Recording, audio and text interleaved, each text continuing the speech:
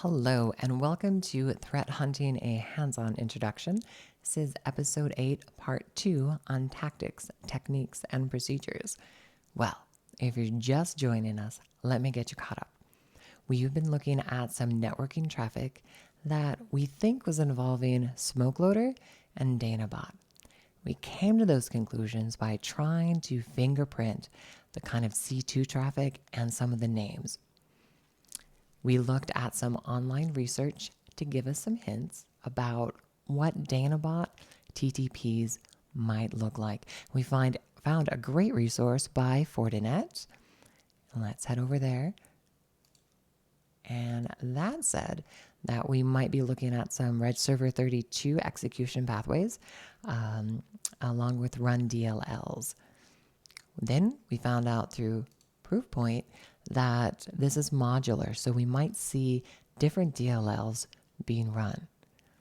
Now we're heading over to the endpoint logs to see if we're right, see if we can get a little better fingerprint to know if this is in fact DanaBot. Now in this particular instance, we aren't matching on hashes yet. You certainly can, or domain names. We're just looking at the tactics, techniques, and procedures, all right, to see if we can figure it out. Let's head over to PowerShell. Now, when I captured these Sysmon events, the capture was pretty big. So I did a shortcut and saved it as a CLI file, and you'll find it with the other files. Here's how you load a CLI file. A little sneak peek as to what we will be doing. There it is. So you do your variable name. In this case, we're going to do Dana and import CLI XML and then your XML file. Hit enter. It'll take just a moment instead of maybe the half an hour that it took for me to build it. All right. So execution pathways.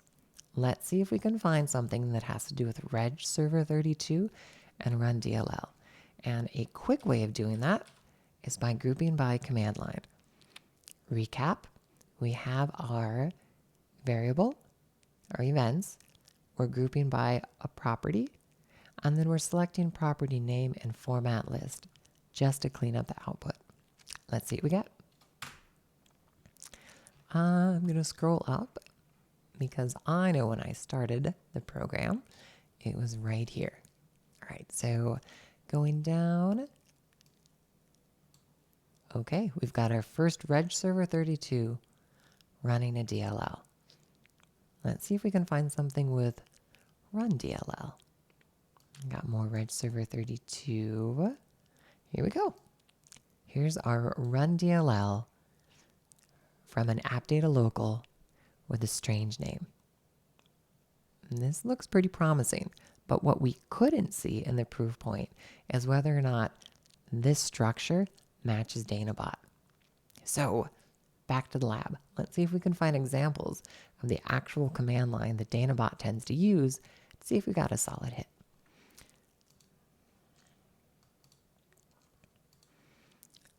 Great thing about AnyRun is that you can search by tags. So I'm going to show you something pretty cool. Is that if you go to AnyRun submissions and you're in public submissions, you can hit the filter and you can look up by tagged malware families. A great way to learn about stuff. So I picked 2 of them out. All right, they've been tagged by DanaBot. All right. Oh, that even shares the same name, the Dan777, if you remember from that PCAP. This looks pretty promising that we've got DanaBot. But let's go and take a look at the actual command lines. We'll click more info. Does that look familiar? Maybe we should take a look. That was our Reg Server 32. Let's see. That looks pretty right on. All right, let's try the next one and see if we have a hit on it.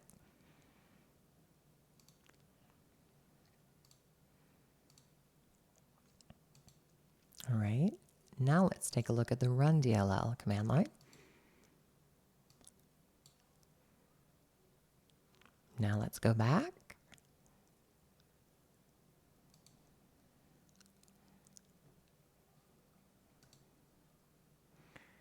Oh, that looks pretty right on, even with the comma and the F0.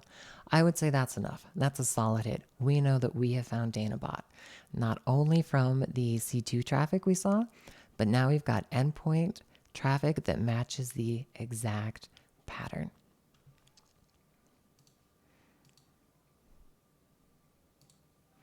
Okay, so do you agree?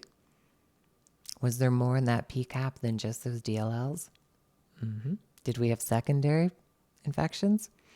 Did we maybe have, oh, I don't know, tertiary infections? Very possibly, okay? And that gives you an idea that when this malware lands, okay, it opens up other avenues for other infections. Knowing that, can we build something on this to find Danabot? Hypothesis time. Okay. When this, along with this, we could be looking at Danabot. Take a moment, think about the PCAPs, think about file names, think about command and control. Now remember, we're not looking at IOCs here, we're just looking at patterns. Here's one idea. When run.dll executes a temp.dll file from AppDataLocal that also makes network connections, we might have ourselves Danabot. So, what did we learn?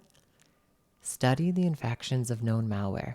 Keep up to date on it so that if you see a command like that, if you see network traffic like that, you already are a step ahead. You're like, gosh, that not only looks like a Trojan with C2, but I think it's Danabot. Investigate your data for specific TTPs. Run.dll and RegServer32 are really busy processes on computers. So if you don't know what pattern to look for, you're going to spend a lot of time digging through benign things. Understand what looks malicious by research. And it takes time and practice. Thank you so much for tuning in to the second part of our tactics, techniques, and procedures looking at endpoint logs. Can't wait for you to visit and watch the next one.